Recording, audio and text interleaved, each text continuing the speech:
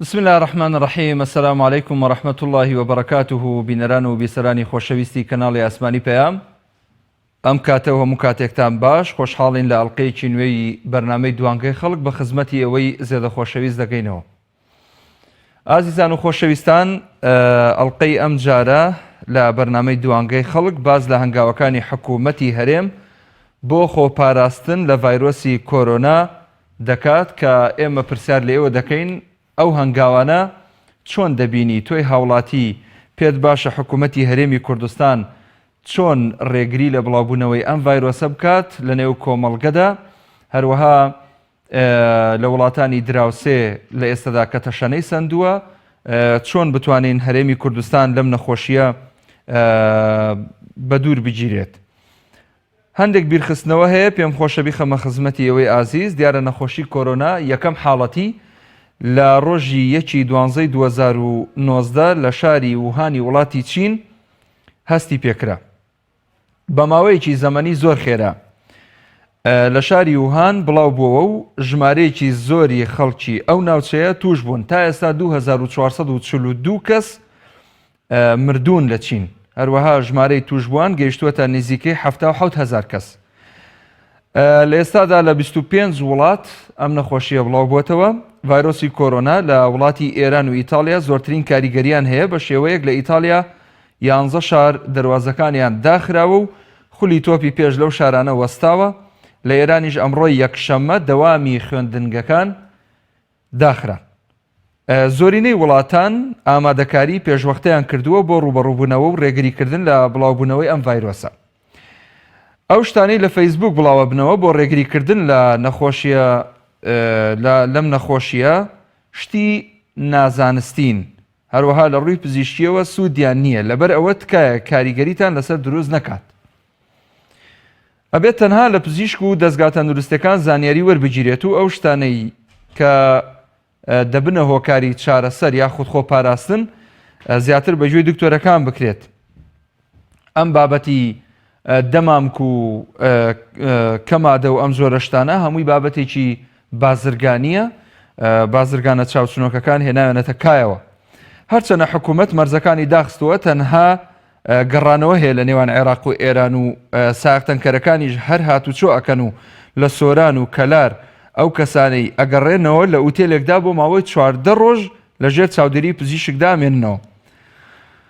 هەڵبەتە دووبارەیەکەمەوە ئێمە موسڵمانین، هەندێک دوعا هەن زۆر زەرورە. خۆپاراستن لەم نەخۆشیە دوعایەکێکە لە ئەسبابی گەڕانەوەی نەخۆشی و توش نەبوونی ئینسان.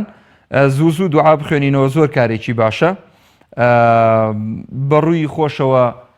لەگەڵ خەڵکا مامەڵەکەن. حاڵەتەکە نەگەیشتوەتە ئەوەی کە لە ئێستادا لە هەرێمی کوردستان ینی ئەو وەزای کە دروست کراوە خەڵکی سەرەی گرتووە بۆ دەمامک و ئەزمەیەک دروست بووە لە بەردەمامک. بەڕاستی ئەمە ئێنەوە 5 و ئێنەوە 6 بەڵێ لە ڕووی تەندروستیەوە من زانیاریم لەسەری نییە، بەڵام حاڵەتەکە بەو شێوازە نییە. بۆیە تکایە ئەوەی ڕێنماییە لەبەر چاو بگیرێت زۆر زەرورتر و گرنگترە. دوعایەکیش هەیە با بیرمان نەچێ هەمیشەم دوعایە پێکەوە بڵینەوە. لە کۆتایی بەرنامەکەشا دووبارەیەکەمەوە ئەم دوعای پێغەمبەر صلی الله علیه و سلم فەرموویەتی کە دوعایەکی زۆر گرنگە لە کاتی بوونی نەخۆشی و حاڵەتی دروستبوونی ڤایرۆس لەلایەن بۆ مسلمانان. اللهم إني أعوذ بك من البرص والجنون والجذام ومن سيء الأسقام. بۆیە ئەم دوعایەش دووبارە بکرێتەوە، کارێکی باشە. بەڕاستی پەیوەندی وەرەگرم، بەڵام باشە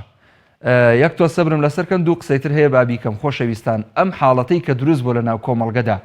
هات و بوو ئەها نەخۆشێکە و ئەها دەمامک دەست ناکەوە، ئەمە بەڕاستی وازی لێبێنین باشە. چونکە ئەگەر شتێک خوای گەورە قەڵەمی لێدا بێ دڵنیا بن بە هیچ شتێک ناگەڕێتەوە. ئەگەریش نا ئەوە خوای گەورە نەبێ بە هیچ کەسێک ئەم نەخۆشیە کۆنتترۆل ناکرێ. بەڕاستی هەندێک فەرموودە هەن، هەندێک ئاەتی قورئانی هەن لەسەر ئەم بابەتە. من هەرچەنە بابەتەکەی من بابەتێکی تەندروستیە، نامێ بچمە سەر بابەتێکی ئاینی، بەڵام پێم خۆشە ئێوەش قسەتان هەبێت. ئەو ژمارانەی کە لە خوارەوەی شاشەکە بوونی هەیە تکایە لە ڕێگەی ئەو ژمارانەوە پەیوەندیمان پێوە بکەن و لە ڕێی تەلەفۆنەوەی جۆمان لێ بگرن. باشترە تا تەلەڤیزیۆن، چونکە دەنگمان درەنگە کاتێەوە. یەکەم پەیوەندی وەرەگرم باوکی هەریاد لە کۆیە. السلام عليكم. عليك السلام ورحمة الله. توريم شوتان لسر ام فيروسي كورونا. بله. ان شاء الله خواهي جورا بدور من دخا لم فيروسا. ان شاء الله. حكومتي هرمي كردستان في موابع برقي ام فيروسا ناقرت شو هيز بلاني شوي دانية يعني هيز درمانك ويعني كارثة شوي في نكردوا. لەماوەی چەند ڕۆژێک پێش ئێستا قەیرانی غاز هەبوو غاز تەمەشاکە ئەو خەڵکە چی دەکرد لەخوا نەخواستا ئەم ڤایرۆسە بێتە کوردستان دەبێ ئەو میلەتە ئێمە چ بکە فەرموو یەک دوو ڕۆژە دەمامک بۆ دەمامک چیان نەکرد من ماڵم لە کۆیەیە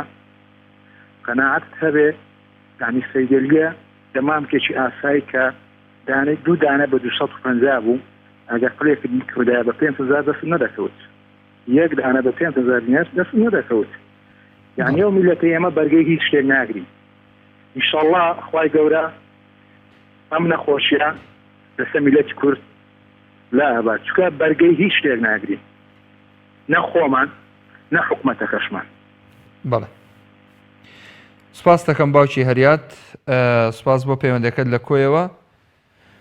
لە داخوقەوە پەیوەندیکی تر وەرەگرم موسا لە داقوق. السلام عليكم. سلام ورحمة الله وبركاته.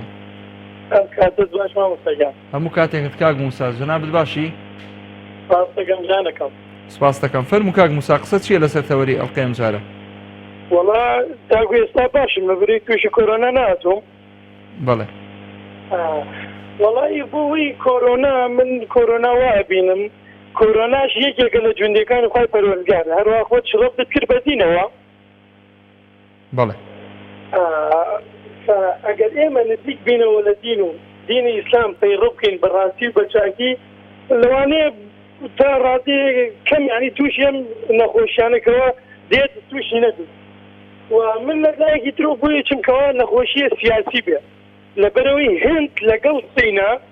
تەنها وابزانم خۆت لە من باشتر ئەزانی بەینێکی زۆر کەمیان هەیە ئایا بۆچی هند تووشی ئەم کۆرۆنایە نەیەکاوە دراوسەی سینە لەو لە چی بە سیاسی بینم لە ژواتیانەوە بۆ ئێران لە ئێرانەوە بە قسەیەکی تر دەرچوو کە لە بەسەش ئەم حاڵەتە ڕووی داوە هەر وەکو سیاسی بینم بەڵام ئیشتەڵا لە وڵاتی خۆمان ئەم شتێ لە ئیشەڵا ڕوو نادە لەبەرەوەی پەیڕەوی دینی ئیسلامەکەین و دەست بە قورئانەوە بگرین و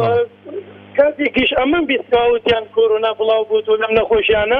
بیستم لە هەولێر گوایە دەمامە گران بوو و لە هەنێ شوێن کەوام هەلە بپۆزنەوە یعنی ئەمە بۆ لەگەڵ مای بەڵێ بەڵێ کاک موسا وەڵا ئێمەژە پرسین بۆچی دەمامە گران بێ لە کاتێکە ئەم نەخۆشی هیچ باس و خواسێکی نییە لە هەرێمی کوردستان وڵی ئەوەی گرێت و بڵێ و کەسەری گەوا و فعلیان ئەنجامداوە و هیوادارم ئینشەڵڵا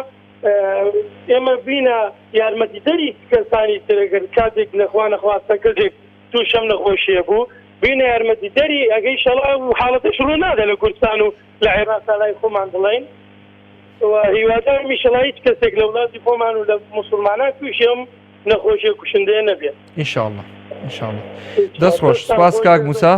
کاک جەبار وەرەگرم لە سلێمانی کاک جەبار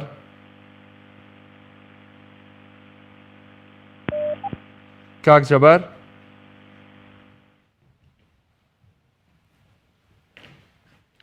بەڕێزان بەردەوامی لەگەڵتان لە پێشەشکردنی دوانگەی خەڵک دیارە ئەڵقەی ئەم جارە ئەڵێن هەنگاوەکانی حکوومەتی هەرێم بۆ خۆپاراستن لە ڤایرۆسی کۆرۆنا چۆن دەبینی توی هاوڵاتی بۆی هەیە قسەت هەبێت هەروەها ئەو هاوڵاتیانەی کە لە دەرەوەی وڵاتەوە دێنەوە بەرەو هەرێمی کوردستان وەزارەتی تەندروستی چ ڕێکارێکی گرتوۆتە بەربەرامبەر بە خوا نەخواستە توشبووان لە حاڵەتێکدا ئەگەر توشبووان هەبن وەزارەتی تەندروستی چۆن مامەڵەیان لەگەڵ دەکا و ئەو مقۆمقۆیی کە دروست بووە لە نێو خەڵکیدا بەهۆی گرانبوونی دەمامک بەڕاستی حاڵەتێکی سەیر و سەمەرەیە کاک لەتیف لە سەیسایە بەڵێ بە قوربان سڵاو لێ بێ کاک لەتیف من پێم وایە ئەم هنا دروز وبينهم هم بس هو عندما مشتغل هر كومبانيا بس صرف يا عمليات هل يكوي فوزنو دو همينش ام فيروس كدروز وبين داسينو دروز بوا يعني قريته بوي كان السيرقي هم خريجي سقفادن وبشيدو يعني كومالشتن بس مفروض بوا هي بين دروز ونخوش ان شاء الله ما تقوم المسلمان انه كمسلمانه او نخوشي نايدنا يا ما بتشبان بخوا قايمه وان شاء الله او نخوشي ناقيتها ان شاء الله كدروز بوا امره بس فرمودي بوا هي يعني دروز كراو بله دست خوش بێت سپاس دەکەم کاک لەتیب لە سێسایەکەوە لەگەڵمان بووی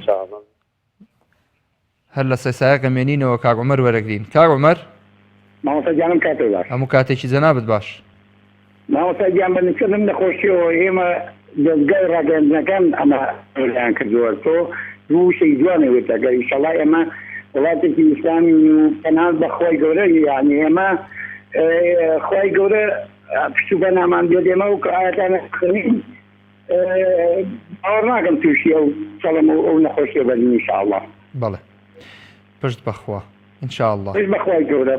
بەڵام دەستگای ڕاگەاندنەکان زۆر خەڵکیان تستانەوە بەڕاستی شتیان گران کردووە دەمامەکیان گران کردووە خەڵک بەنیسە نارێ بڕاست بگەڕێن هەرێ بچەوە دەوام یعنی ئەم قەدەحیە ئەم پرسە دەستگای ڕاگەاندنەکان بڵاویان کردوێتەوە ڕاستی زۆر شتێکی ناخۆش بەڵێ زۆر سپاس بۆ پەیوەندەکەت کاک عومەر باوکی زانە لە شکارتە السلام عليكم سلام ورحمة الله مامۆستا دەستخۆشی بەرنامە لێ دەکەم سپاس دەکەم مەمنونی جەنابتم سەلامەتی بەنسبەت ئەو باس و خوازەی باسی کۆڕۆنا خۆڕێ لە مردن ناگیری هەموو کەس بازانێ لەبەرەوەی ئەوەندەی خەڵک بە تۆ کوتیارە و بە شەڕی ناوەخۆ کوژدێ مەسەلەن برێن بەو شەڕانەی بینی لە تەور و بەرمان ئەوەندە بە نەخۆشی کۆڕۆنەی نامری ئەوەی دەشێت لە ڕێخوا یاخوا بەخێر بێ ئەو تسولەرزەی خەڵکی ناوێت و لەبەرەوەی ئەخواگە بتکوژی لە ماڵی خۆمری هە لە ماڵی خۆی ئەم برێن حادیسەی باشەشی دیکات ینی خەڵک دەبێ هەموو یاد بە کۆرۆنا بمری باشترین چارەسەری بۆ نەخۆشی کۆڕۆنا بگەڕێەوە لای خوای گەورە و هیچ ترسولەرزێکی ناوێت خۆ پشتێ خۆ بدێ خوای گەورە هەر دەبێ بمێ لە مردن ناگیرێ بەڵام باشترین ئەوێ نەترسی لە مردن ئەگەر بترسی لە مردن خۆت بۆ حاضر کە و پشت بدە خوای گەورە و خوای گەورەش کانجی هەزەلی هینای یاخوا بەخێرێ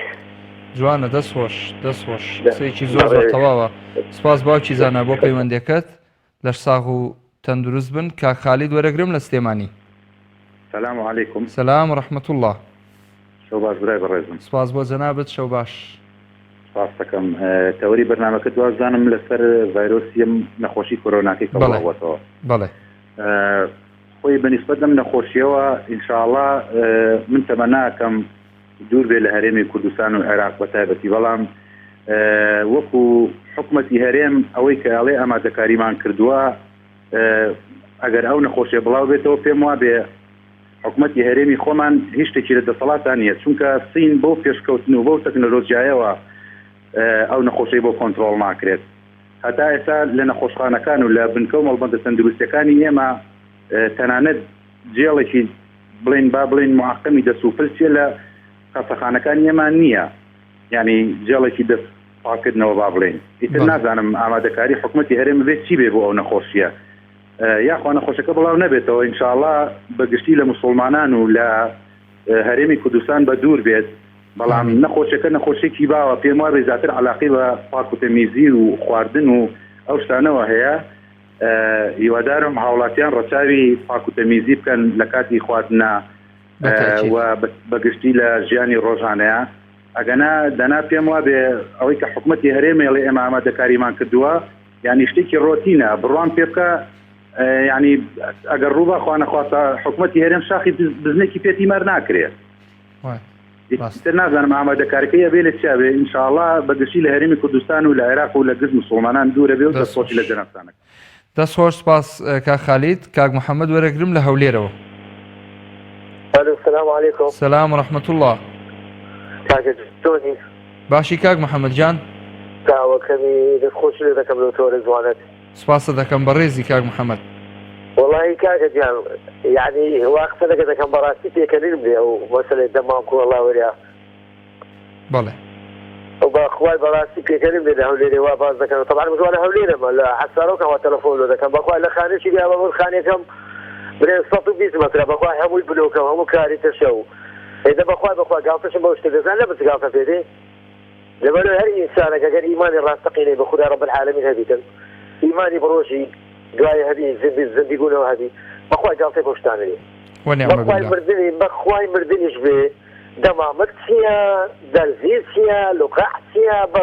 بخواي كاتو ساتي خودها تخوا عزيز مال اوا ومال اوا ايدي هم يدرون السيع راسا خود فارسي ده قلت دابا راسا خاويني اساسا خاويني زور سكي اساسا دوك ولا قربارغي والله دوك ولا قربارغي كابلا شو مكاتب وفقير وفقرات كابلا كم صندوق دفنوش اي باشا كابلا اللي صندوق ذكر في البنزاك الدور اللي مدعي اي باشا ما انا بقى يساعد من كثافتك شملك امور رجال الناس سري بالنسبه حكومتي او اشتي اجر بيتن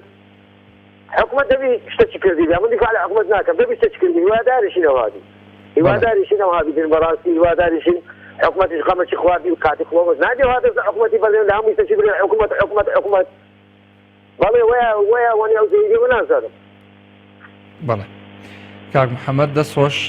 سپاس لە هەولێر و لەگەڵمان بووی کاکدارە وەرەگرم لە دەربەندی خان کاکدارە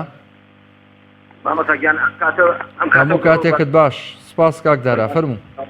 دەستخۆشی ئەو بەرنامە جوانە لێەکەم هەر بژیت سپاس دەکەم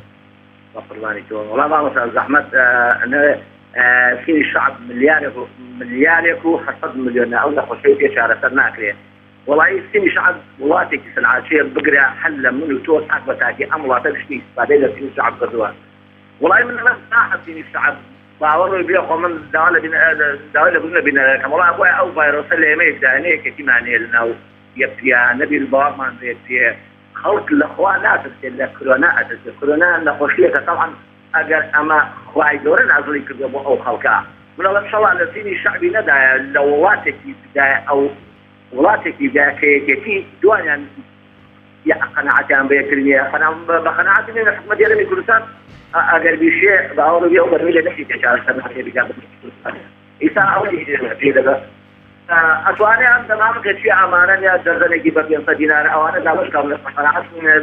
هیچ پێ ناکرێت بەرگەی ناکرێت تا ئێستا لە ئەمریکا جۆم لە ئەمریکا بوو تا ئێستا هیچ شتێکمان نەدەژێتەوە بەرگری ئەو نەخۆشیی پێ بکەین وەڵا نەڵێم بەداخەوە والله لسيني شعبي ندى ولاتك هو هم ولاكاني جاي استفادة لسيني شعبي ولا حتى فاتنين باي لكي منو تو همي يجي شينا لسينا لفشي برنامجي لكي مني شو مبارك دەست خۆش کاکدارە لە دەرمەنی خان و لەگەڵمان بووی کاک نەدیم وەرەگرم لە سۆران الو السلام عليكم سلام ورحمة الله دەست خۆشی بەرنامە جوانەکەت لێکم بەڕاستی تۆرێکی زۆر جوانە کاک محمود دەست خۆش بیت سپاس دەکەم کاک نەدیم بەڕێزی مەمنونم بەڕێز و احترامتێ وڵی سەبارەت بە تەوەری بەرنامەکەت هەنگاوەکانی حکوومەتی هەرێم من وەکو هاوڵاتێک بڕوایم بەم نەخۆشیە نیە چونکو ئەوی هەر شتێک کە لایەن خوای پەروەردیگارەوە دانرابی ترەمە قەدەرە و بڕوای پێ نییە بەڵام شتێک هەیە حکوومەتی هەرێم ناتوانێت چەنگایە بگرێتە بەر یعنی لە ڕووی زۆر شتەوە دەستەوە سانە نەک لە ڕووی تەندروستی بگرێت لە ڕووی تەندروستیەوە هەر ئەتوانین بڵێن نیمچە ڕووخاوە بە تەواتی ڕووخاوە بەڵام ئەتوانێت شتێک بکات شتێک خوانەخواستە بۆ ئەم ڕۆژە ئەگەر وەکو خوانەخواستە وەکو چیمان بەسەر بێت بەخوای بێر هەر قەبرستان و یەک دوو حەفاری بۆ ئامادە بکە ئەگەر نا هیچ شتێکی پێ ناکرێت وەڵی بەس ئینشاءالله هەموو شتێک لە دەست خوایە و بە دوو دەبین ئینشاءالله لەم نەخۆشیە دەست خۆش دووبارە سپاس و کاک نەدیم کاک محمود زۆر هەر بژیت سپاس بۆ پەیوەندەکەت لە سۆرانەوە لەگەڵمان بووی بەردەوامی لەگەڵتان خۆشەویستان پەیوەندەکانی ئێوەی عزیز وەرەگرین لەسەر ئەوەی کە هەنگاوەکانی حکوومەتی هەرێم بۆ خۆپاراستن لە ڤایرۆسی کۆرۆنا چۆن دەبینن هەروەها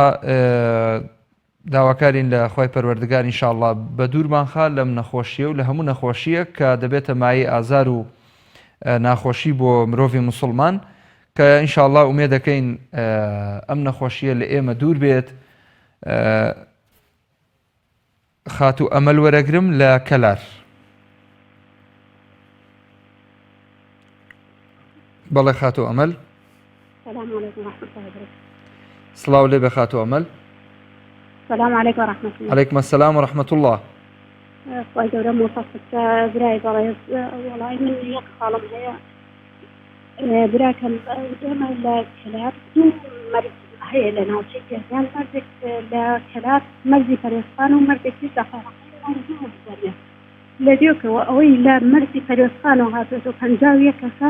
لەوێ ڕایان کردنە ژیانێکیان پێ نایەڵە هیچ کەس و کارێکیان سەردانیان بکە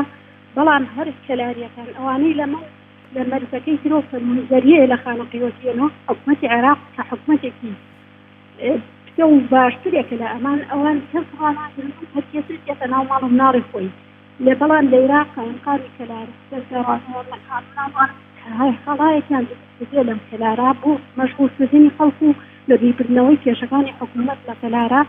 هەر جۆکەش لێ کۆمەڵێک داماڵرا و لە هەموو قیەم و ئەخلاق و دینێکیان هاوسێ لە ناو بازاڕی کەلارا مەسرحی ئەکەن مەسرحیشتی قسەکردن بە ئاشکرا لە ناو بازاڕی کەلارا بەدین و بەمەلاو بە ئەم شتانە بێ ئەوە قایمقانێ نە یەک بەرگەتی ئەم شارە لەپرسینەوە لەوانە بکە پێم بەڵام لەمە سەرچاوێک تەجاوازی کرا لەو گەشتە سۆڵا ئەمانە وەڵا نەخۆشی پێ ناژێ نەخۆشییان نەهاوتەوە سوادە ڕۆژ نێنەوە یعنی ئەمە مەسەلەیە گاڵتەجاڕیەکە ئەم حکومەتە دروستی کردێ و مەجبورکردنی خەڵکە چیتر و وازەرە سواز بۆ پەیوەندێکت خاتو ئەمەل لە کەلارەوە کاک هاوکار وەرەگرم لە هەولێر. السلام عليكم. السلام ورحمة الله. دەستخۆشی بەرداوەکە لێ دەکەم مامۆستا. سپاس دەکەم کاک هاوکار زۆر بەڕێزی. ئالە وسەلام. وڵای بەڕێزەکەم ئەگەر هەر شتێک لەلایەن خواوە بێ بەخێرێ بەڵام ئینسانیش هەردەلی بایەوەندە یعنی ئەوە چی بکاتن لە لایەنی پاک و خاوێنیەوەی پاک و خاوێنی شتەکەش هەموو لە دینی ئیسلامەوەیە ئینشاءڵڵا خوای گەورەش دەمان پارێزی هەموو موسڵمانەشی دەپارێزی لە هەر شوێنێک بوو لە هەر جێگایەک بێ ئینشاءڵڵا بێگومان بێگومان بەتاکید. سپاس کاک هاوکار لە هەولێرەوە لەگەڵمان بووی. سپاس بۆ پەیوەندەکەت. خۆشەویستان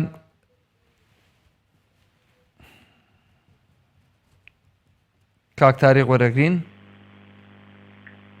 ئەلۆ بەڵێ کاک تاریق. باشی کاکە قوربانگیان. باشی قوربان کاک تاریق سپاس مەمنونم. سپاس دەکەم کاکە دەستخۆشی بەرنامەکە لێکەم بەرنامەکە تێریتە سەرە هەر بژیت مەمنونی تۆم. خۆبرا ناشکوری خوا نەبێ ئەمڕۆ وای لێ هاتە بەرنامەکانیش بەخوا فریان ناکەون بە کێشەکانی ئەم وڵاتە ئەمە کێشەی غاز تەواو بوو ئەمە کێشەی نەوت تەواو نەبوو ئەمە ئێستا کێشەی ڤایرۆسیان ئاوردووە ئەمە ئەم شتانە خۆی قەزەی کێشەی ڤایرۆس ئەمە شتێکی تاعونیەکە و شتێکی واقعیە و لە ئەردی واقعا لە پێش دێر زەمانەوە ئەمە بوونی هەبووە بەڵامەکۆ ئەمە کۆمەڵی خەڵکی مەسئول کۆمەڵی خەڵکی بەرپرس ئەمە ئیسفادەی لێ ئەکەن ئەمە کۆمەڵی خەڵک بۆ داڕمانی هەرێمی کوردستان بەو شێوازە دێن ئەڵێن ڤایرۆسەیە تۆ ئەبێ کە کۆماری ئیسلامی ئێران کە دەواازەکانی داخست پەتەزانی چیلەی تەماتە ئەبێ بە 5,000 ئێمە بە کۆماری ئیسلامی ئێران و بە تورکیا شتمانی لەو بازاڕە بەجل و بەرپشتی تورکیە هەرچی شتی خواردەمەنی و کۆمەڵی شتمانی کۆماری ئیسلامی ئێرانە ئەمە سنوورەکان کە سنوورەکان لێ داخل لە ناوخۆی هەرێمی کوردستانە قەیران دروستە دێ قەیران لەبان قەیران ئەمە دێ و هەندێکشی دروستکراوی چە ڤایرۆسێک هەیە ئەم ڤایرۆسە بوونی هەیە ئەبێ حکوومەت پێش ئەوە چارەسەری ئیشەکەی بۆ بکە و ئەجیزە و دەرمان و شتانە چییە مەفروزە ڕێگری لێ بکە بەڵام لە ڕێگەی مەسەلەن بۆ نمونەوە ئەو کەسانی و مەسەلەن بۆ نموان ڕێگەی کەسی تەندروستیەوە مەسەلەن ئیوە شیاری بڵاو بکرێتەوە مەسەلەن بەو شێوازە مەسەلەن لە ڕێی دکرامەکانی تەلەڤیزیۆنەوە ئەمانە شتێکی باشە بکرێت بەڵام ئەمەش هەت دەردی غاز و نەوتەکە هەر شتێکە و کۆمەڵی خەڵی مستەفی دەبێ و کۆمەڵی خەڵکی فەقیر و فقراتیا ئەچێ و ئەمە شتەکە هەر ئاوای و هەروواش هاتەوە هەروواش ڕاودا ئەم قەیرانەش ڕام ڤایرۆسی کۆرۆنایشە بەڵام دڵنیا بە دە ڤایرۆسی تێرن خۆی زەبرا لە هەرێمی کوردستانە زۆر لەو جێگانە لە منتیقەی تەیناڵ و لە منتیقەی چەمچەماڵ و لە منتیقەی لای کەلار و حەسیر و ئەوە ناون نەوتی لێغازی شەگات و کەڵەکەی بۆ خەڵکەیە تۆ بڕۆ داتایەک بکە لە ناو بەتایبەتی لە منتیقەی کەرمیانە یعنی زیاتر بێژم لە 2-3 نەفەر تووشی نەخۆشی شێرپەنجە بووە ئەو خەڵکە ئەوە ڤایرۆسی کۆرۆنا نییە بەڵامەکە حکوومەتی ئەمە ئەگامەکە بە شتێکی جیهانی ڤایرۆسی کۆرۆنا و ئەمە شتێکە ئەوەش هەر ڤایرۆسێکە بەرە بڕۆ خەستەخانەی هیوا لە بەیانی زۆر بڕۆ خەستەخانەی هیوا هەتاکو سەعات 12 شەو هەتا 1 شەو خەستەخانەکە بەرناکەوێت لەبەر ئەوەی علاج و دەرجەکەی وەرگێ ئەوەندە خەڵک زۆرە ئەما پێویستەکە حکوومەتی هەرێمی کوردستان لەم بابەتانە علاج بدۆزێتەوە پێویستەکە علاجی شتەکان بنچینەی بیکات تۆ خانیەک هەبێ بنچینەکەی بۆچی مەشکەی ئەەکەی بە خااتریوە خانیەکە و بەرگەی بوومە لەرزەیەک بگرێ بەرگەی گەرما و سەرما بگرێ یعنی بۆ 50 ساڵ بنیادی ئەنێ بەڵام حکوومەت شتەکانی سەرزەنشتیە ئێستا لە هەرێمی کوردستان ڕەنگە چە لە خەسەخانەکانی ئەو بە تایبەتی لە پایتەختی هەرێمی کوردستان و بە تایبەتی لە پارێزگای سلێمانی ببینە ڕەنگە چە لەو خەسەخانانە زیاتر لە 10-15 نەفەر ڤایرۆسی کۆرۆنای تیاێ بەڵام حکوومەتی هەرێمی کوردستان شتەکە ئەشارێتەوە لە دوایی شاوەکو هینێ و ئەو خەڵکە ئەشەڵەکەنەوە ڕەنگە ئەو خەڵکیشە لە پڕێکات شتێکی وە لە هەرێمی کوردستان نامۆ بێ ئەبێ لە ڕێگەی تەلەڤیزیۆنەکانەوە لە ڕێگەی کەناڵەکانەوە کەسی هۆشیاری بە خەڵک بدرێ بەم شێوازە دەست بشۆن بەم شێوازە خۆپاراستن بکەن ئەمە شتێکی باش یعنی لە ناوینەکە بکرێ لا ێزال وڵاتێکی پێشکەوتو وەکو ئەو وڵاتە ڤایرۆسی کۆرۆنای بۆ چارە نەسەر ناکرێ ئێمە حکوومەتێک ئەلەمێکمان نییە هیچ شتێکمان نییە ئێستا ئەمانە بۆیان چارەسەرەکرێ ئەمانە بۆیان چارەکەن کێشەی غازیان بۆ چارەسەر ناکرێ ئەوان کێشەی شتی بەسیدیان وتە کێشەی کارەبا 30 ساڵە بۆیان چارەسەر نەکرا ئێستا کۆرۆنا بۆ چارەسەرەکرێ بەخوا چارەسەر ناکرێ دامانەتە دەستخوا خوا ڕەحمان لێ بکات ئامین ئامین ئینشاءالله دەست خۆش زۆر سپاس کاک تارێک کاک بورهان وەرەگرم لە کەرکووکەوە کاکە سەلام عەلەیکوم مامۆستا سەلام و ڕەحمەت الله چۆنی برام باشی چۆنی کاک بورهان گیان باشی کەم سەلامت دەستخۆشی بەرنامەکەت بیاکەم براکەم سپاس دەکەم ڕوحەکەم مەمنونی تۆم سەلامەتی خوات زاددا ئەزمعین ئینشاءالله براکەم ئێمە وەکو ملەتی کورد ملەتێکی بوسڵمانین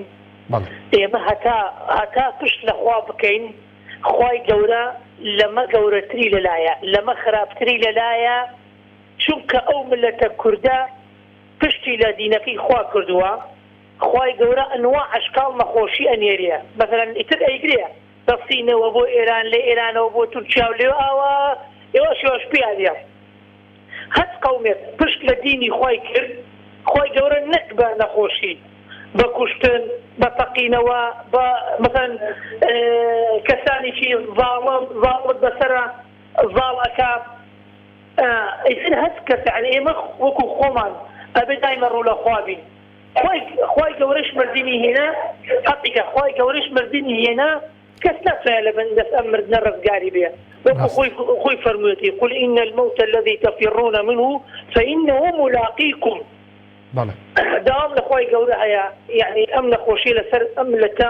لا بدا بە کورد بە موسڵمان بە هەمووان داواشم لەو خەڵکە هەیە بگەڕێنەوە بەرەو ڕێگای خواناسی بکەن بەسە سەرپێچیکردنی خوا بەسە عەرق خواردن بەسە ڕیبا بەسە مەساج بەسە یعنی کۆمەڵێ شت هەیە ئێمە بەناو موسڵمانین بەناو ئیسلامین حەج دەکەین عومرە ئەکەین یعنی عیب و شوورەیی ئەسەکەیدا کۆمەڵێک شارە وەکو کوردیەکان مەساج هەیە و بار هەیە و شوێنی عەرق خواردنەوە هەیە و ئەم شتانە دەست خۆش کاک بورهان سپاس لە کەرکووکەوە لەگەڵمان بووی کاک جەمال وەرەگرم لە هەولێر کاک جەمال ئەلو بەڵێ کاکە ئێوارەت باش ئێوارەت باش سپاس کاک جەمال چۆنی بە قوربان باسی جانی مەمنونی تۆم سپاس دەکەم دەستخۆشی بەرنامەکە لێ دەکەم هەر بژیت زۆر سپاس بەڕێز جان هەر وەکو ساڵانی ڕابردووش ئەو نەخۆشیش ئینشاءالله هەرەوە بەسیت و هێواش کەم دەبێتەوە چکە وەخت خۆشکە ئەنفلۆنزای باڵندە و ئەنفلۆنزای بەراز و ئەو شتانە پیا بوو بەڕاستی لە بیدایەتی زۆر بە توندی گرتمان و زۆر بە شتێکی ئەوە گرتومان یعنی هاتە بەرچاومان کەسی وردە بۆ خۆی کاڵ بووە ئەو نەخۆشیش بە هەمان شێوەیە ئینشاءالله خوای گەورە لەسەرمان لازەمانێک لەسەوێ بە لەسەر تەواوی ئینسانەکان بە کافر و بە مەسیحی و بە هەموو ئینسانێتێکەوە چکە ئینسان دەبێت دوعای بۆ هەموو ئادەمی زادێکتان لەوە کات تەنیا بڵێ وەڵای مسلمان نا ئینشاءالله لەسەر تەواوی ئینسانێکی سەڕووی زەوی لای دەبا دا بۆیە بە باشی دەزانم ئەو کەناڵە بەڕێزانەی ئەوانەی کە لە کوردستان بە کوردی قسەی دەکەن لەسەر کەناڵەکانیان ئەوەندە بە توندی پێچانی خەڵک نەدەمیان لەو فەیز بۆ ئەو فەیز و ئەو شتانە بەڕاستی شتێکی تاوانێکی گەورەیە کە خەڵک تەنگاو دەکەن کە حکوومەتی هەرێمی زەوە تا حدودەکانی گرتووە بەڕاستی ڕێکارێکی باشی بەدەستێناوە کە لە جیرانەکەمان نێڵن خەڵک دێتە ژوورێ ئینشاءالله خوای گەورە ئێمە دەپارێزێ ئێوە شتێکی وا بکەن کە خەڵک دڵی تۆ دە پێواز بێتەوە نەوە کە ئەوە تا قیناعیان گەیاندێتە 12,000 دینار لە شاری هەولێر لە شاری سلێمانی لە شاری هەموو شارەکانی کوردستان داوای لە خەڵک دەکەم هەر وەکو ئەو نەخۆشیی کە وەخت خۆی ئەنفلۆنزای باڵندا پیا بوو هەمان شێوە تەماشای کە لەگەڵ ڕێز و حرمەتم بۆ جەناب دەست خۆش کاک جەمال قسەی زۆر جوانێک کرد کاک جەمال سپاس بۆ ئەو ورە بەرزە بەڵێ بە تاکید وایە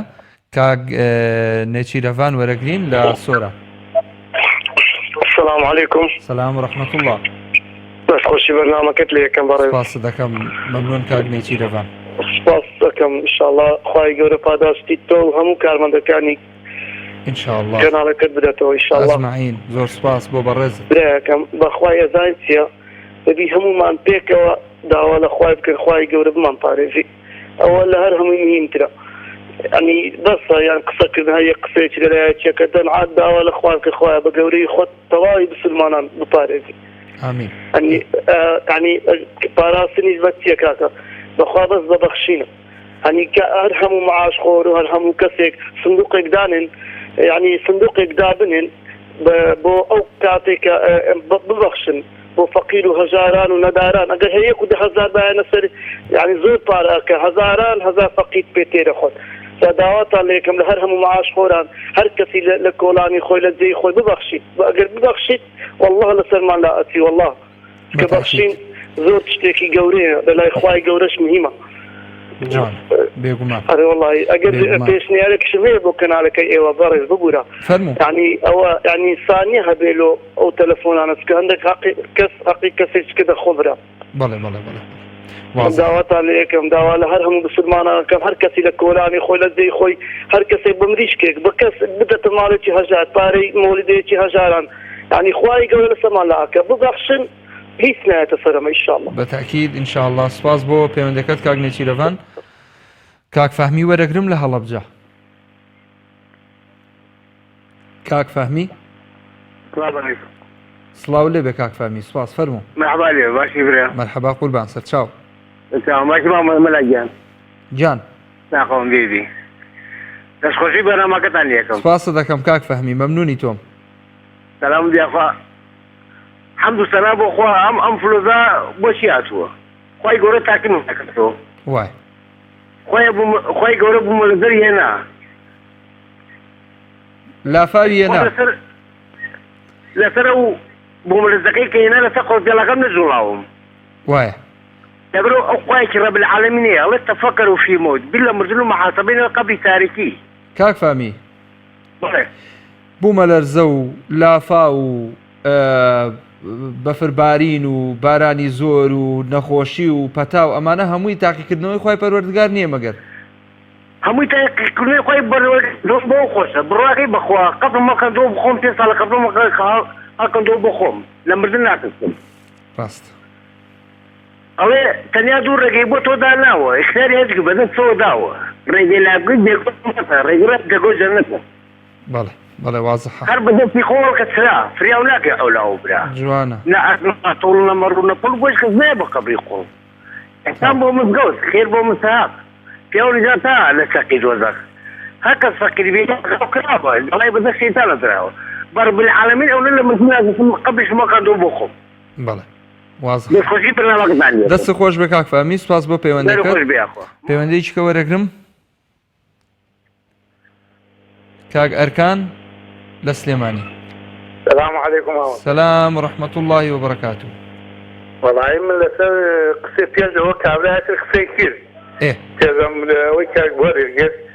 من أمام لسه رأيه فيها همو مع لا خوي حيوان يشوف كابل خير لبر وري جدي أمنا خوي شباب ناكم لكم بسانة بيجي. شلون؟ خوي يقولون روحهم بهمو لاك معك إن شاء الله. آمين إن شاء الله. باور وقناعتي بيتي هذا من أمام أنا زور مع الناس مران إن شاء الله بإذن إخواننا يا. خش بخواي قولنا قاتل الأيام إن شاء الله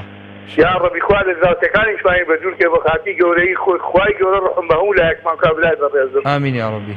يا ربي خوال روحهم بهولاك ما كاب دس خوش ودس خوشي بيك سپاس بۆ جەنابەت کاک ئەرکان دەست خۆش بۆ دوعا جوانانە خوای گەورە ئین شاء الله هەمیشە گوێی لە بەندەکانیەتی هەمیشە پاڕانەوە و نزاکردن و ڕوو بەرەو خواچوون ئەوە باشترین شتە. توات تۆزە پەیوەندەکان ڕاگرە کاک دابان من شتێک هەیە حەزەکەم بیخەمەوە یادی بینەرانی خۆشەویست. فەرمودەیەک هەیە پێغەمبەر صلی الله علیه و سەلەم ئیمامی تورمذی بۆمان نەجێڕێتەوە لە فەرمودەکە دوور و درێژە بەڵام لە بڕگەیەک لە فەرمودەکە پێغەمبەر صلی الله علیه و سەلەم ئەفەرمێ واعلم أن الأمة لو اجتمعت على أن يضروك بشيء لن يضروك إلا بما قد كتبه الله عليك. واتا أي مروف أي إنسان أي أمتي محمد أجر وابزانا همو أمتكو ببيته ولا سر أوي زررك بتوي مسلمان بگێنن ئەگەر خوای گەورە ویستی لەسەر نەبێ بە هیچ شێوەیەک ئەو زەرەرە بە تۆ ناگات. بۆیە ئێمە ئەگەر هەر کەسێک لە ئاسی خۆی خۆی بە مسلمان ئەزانێ بەڕاستی پێویست بە شڵەژان و بە ڕوخانی دەرونی و بە ئەم حاڵەتانە ناکا کە ئێمە خۆمان تێ خستووە و بە شێوازێک لە شێوازەکان هەموو دنیامان لێ بووە بە نازانم یعنی پێڵەن چەرمی چۆلەکە نازانم شتێکی وا هەیە. والحاصل ئەمەوێ ئەوە بڵێم کە ئێمە مسلمانین ڕووبکەنە خوای گەورە ئینشاءالله خوای گەورەش ئەگەر هەر شتێکی ناردبێ بەخێر بێت. خۆ ئەگەر ئینسانێک بە نەخۆشیەک وەفات بکە وەک معلومی هەموو لایەکە بە تاعون بە ئاگر بە ئاو بە خنکان بەمانە دەی ئینسان مرۆڤ شەهیدە. چێ ئەمەی پێبەخشتێ شەهید بێ و لە ڕێگەی خوای گەورە خوای گەورە لە گوناه و تاوان پاچی بکاتەوە ئەم جا بیباتەوە بۆ لای خۆی. بۆیە ئومێ دەکەین ئینشاءالله ئەم نەخۆشیە نەگاتە مسلمانان. ئەگەر گەیشت ئومێ دەکەین حکوومەتی هەرێم ڕوبەڕووی ئەم نەخۆشیە ڕێکاری تایبەت بەم نەخۆشیە بگرێتە بەر. ئەگەر مرۆڤێکیش توش بوو ئەوە بەڕاستی هیچ پێویست بە شڵەژان ناکات. دەیان هەزار کەس لە وڵاتی چین چاک بوونەتەوە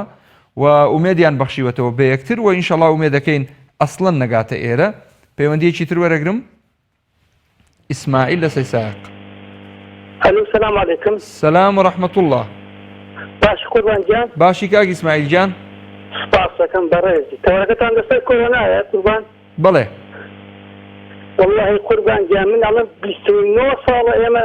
ئەو نەخۆشیە هاتوۆتە ناومانم. کۆرۆنامان هەیە. پارتی و یەکێتی زۆر لە کۆرۆنا خراپتر و پیستر و خراپترن. باش. يعني أي بكاو لبردك إخواني بترسي بس لفاتية كي ظالم ومرشد بترسي. دەبا ناوی خەڵک نێنین کاک ئیسماعیل تۆ با بچینە سەر بابەتەکەمان بزانین ئەم ڤایرۆسە چی بکەین ئەگەر خوا نەخواستە گەیشتە هەرێمی کوردستان. والله هیچ يعني بقاتە هەرێمی کوردستان والله هیچ ناکرێ قوربان دا چی ئەکرێ دا چی هەیە بەرگری لە تۆ بکات کێ بەرگری لە تۆ بکات. وەڵا هەر مەگەر خوای گەورە والله من ئەڵێم پارتی و یەکێتی 29 ساڵە ئەوان ڤایرۆسی کۆرۆنا زۆر لەوە خراپتریشن. ئیتر پێ ئەی بەترسێ لەمە. سپاس دەکەم کاک ئیسماعیل. دەست خۆش بۆ پەیوەندەکەت. کاک حەسەن لە مەمەنداوە. کاک حەسەن. بەڵێ براکەم جۆم لێتە. فەرموو کاک حەسەن. السلام عليكم. سلام ورحمة الله كاك حسن جان. ماشي براكم. سپاس دەکەم کاک حەسەن فەرموو. سەرەتا دەستخۆشی و بەرنامەجانە لێ دەکەم براکەم. هەربژیت سپاس دەکەم مەمنونی جەنابتم. بەڕاستی ئەو نەخۆشیێکی خراپە بەڵام چاری نەئینسان دەبێت خۆ پارێزی بکات لە هەر هەموو شتێک. ئێمە مرۆڤ خوا گەڕوای دروستکردین دەبێت لە نەخۆشی بەشدار بوون لە نەخۆشیدا هەر بەشدار بین. ئەو نەخۆشیە بەس من سپادە نەخۆشییانێ حکومەت بەڕاستی ئەگەر بڵێن هەر نهێنێ بۆ کوردستان هەرێشی هێنێ هەر چۆنێک بێ هەنگاوێکی هەرێنێ بۆ نەخۆشیە. بەڵێ. بەداخەوە کاک حەسەن لە مەمەنداوە پەیوەندەکەی پچڕا.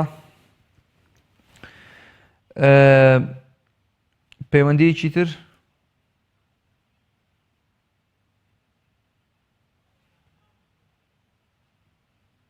پەیوەندی وەرەگرین. کاک محەممەد لە هەولێر. بەڵێ کاک محەممەد. کاک محەممەد بەڵێ جۆم لێتە. سلام علیکم. سلام ورحمة الله وبركاته. فەرموو. دەستخۆشی بەرنامەکە لێ دەکەم تەوەرەشی زۆر جوانتە بژاردووە. سپاس دەکەم کاک محەممەد بەڕێزی. و دەستخۆشی لێ دەکەم لە ستافەکانتان لە هەر هەمووتان. هەر بشیت زۆر مەمنون. سپاستان دەکەم وڵای سەبارەت ڕۆژنای بە بیرکردنەوەی و بیربۆچوونی من وا تەسەوڕ تەمامی خافراندنی ئەو خەڵکەیە ئەو حکومەتە وا لەو خەڵکە دەگا هەر فکر لە کڕۆنە و ڕۆژێ دۆلار و ڕۆژێ غاز و ڕۆژێ نەفت و ڕۆژێ بنزین و ڕۆژێ مەعاش و ئەوانەیە تێگەی من نمونەیەکە دەمێ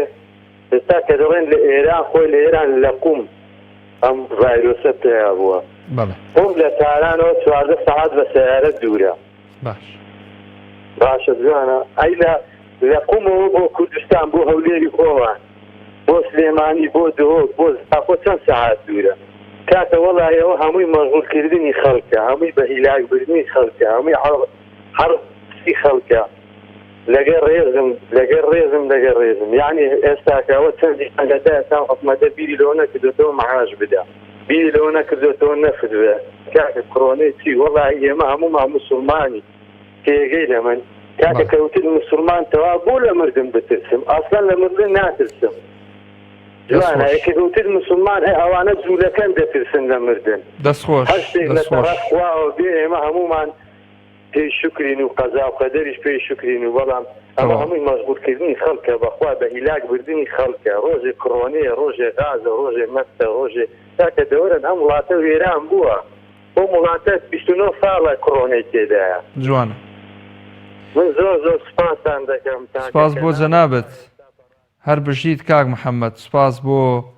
پەیوەندێکەت خۆشەویستان کاک پێشڕە وەرەگرم لە سلێمانی سلام و رحمت الله کاک پێشڕۆ سپاس دەکەم فەرموو وەڵام برادری پێشمە تۆزێ قسەی زۆر کە من زۆر لەسەر خەت و دەستم وحدەشم پێ نەمێنێ بەڵێ کاک پێشڕۆ قەناعەتم پێ کردوونێ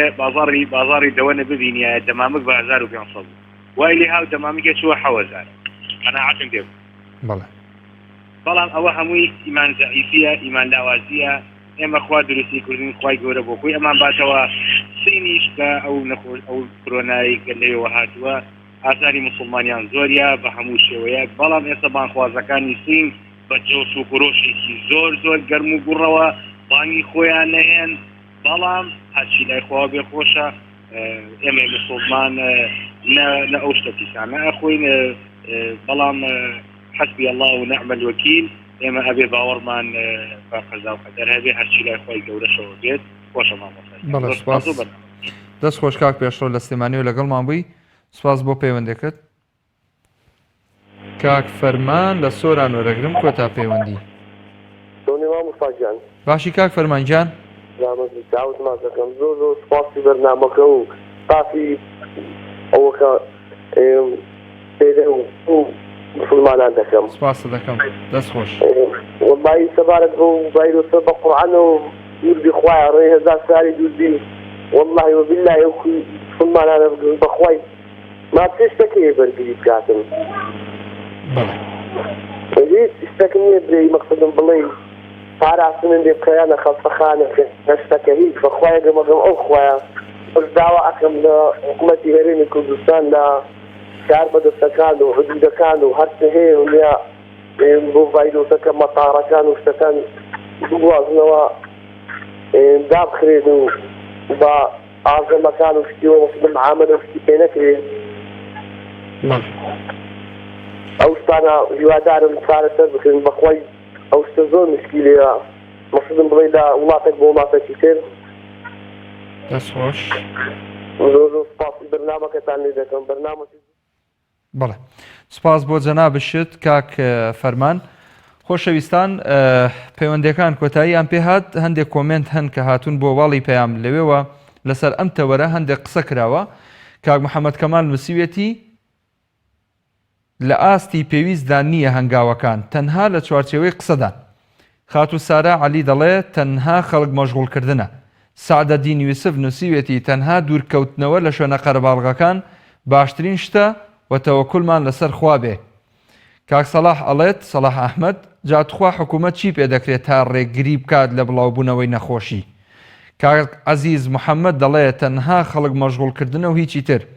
بڕوە هەورامی دەڵێت حکوومەت ڕۆژانە خەڵکی خۆی دەکوژێت بە هۆکاری جیاجیا ئێستا بیاوێت پارێزگاری لە خەڵک بکات دژی نەخۆشی علامەی ئیستیفامی داناوە سوال کاڵە یاسین دەڵێ خوای گەورە بمان پارێزێت لە هەموو نەخۆشی و ناخۆشیەک ئامین خات و کاڵێ دەستخۆش ڕەهێڵ نادر نووسیوێتی حکوومەت کێشە سەرەتایەکانی پێ چارەسەر ناکرێ جا چۆن چارەسەری نەخۆشی خەڵکی پێدەکرێت هیوا کەمان نووسیوێتی بەداخەوە کەرتی تەندروستیمان لە ئاست پێویستدان نییە بە تایبەت بۆ حاڵەتی لەو جۆرە کاکاروانکەمان نووسیوێتی یاخوا ئەو نەخۆشیە لە وڵاتی ئێمە بە دوور بێت حکوومەت ئێستا هیچی پێ ناکرێ ئەو کات هەر بەرپرسەکانمان وڵات بەجێ دەهێڵن و ئەڕۆن و خەڵکە فەقیرەکە دەمێنێتەوە سپاس بۆ ئەو کۆمنتانە سپاس بۆ ئێوەی بەڕێز و خۆشەویست ئەو دوعایەتان بیر نەچێت لەگەڵ منە بیڵێنەوە هەروەها بۆ خۆتان زۆر دووبارەی بکەنەوە بۆ خۆشەویستانەی کە دەیانەوێت بیڵێنەوە لەسەر خۆ دەیڵێم دوعایەکی زۆر گرنگ و زەرورە